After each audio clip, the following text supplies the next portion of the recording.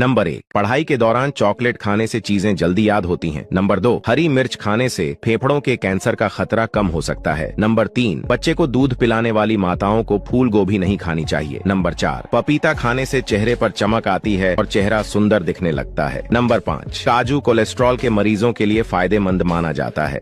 Number 1, तिल और पुराने गुड़ से बने लड्डू का नियमित सेवन करने से दांत और हड्डियां मजबूत होती हैं। नंबर 2, नाक से पानी टपकना और लगातार छींक आना जैसी समस्या हो तो एक चुटकी हल्दी शहद में मिलाकर खाएं। नंबर 3, एक संतरे को सूंघने या खाने से तनाव लगभग 70% तक कम किया जा सकता है। नंबर 4, भुने हुए चने खाने से वजन में तेजी से वृद्धि होती है। नंबर 5, सर्दियों में रोजाना मूली खाने से खांसी और जुकाम की समस्या से बचा जा सकता है। नंबर 1, रात में सोने से पहले दूध के साथ केला खाने से शरीर का दुबलापन दूर होता है। नंबर 2, मांसपेशियों को मजबूत करने के लिए गुड़ और चने का सेवन करें। नंबर 3, रोजाना थोड़ा सा शहद चाटने से दिमाग को ताकत मिलती है और पढ़ी हुई बातें याद रहती हैं। नंबर 4, मूंगफली खाने से हृदय रोगों का खतरा कई गुना कम हो जाता है। नंबर 5, खून और ऊर्जा बढ़ाने के लिए खजूर का सेवन करें।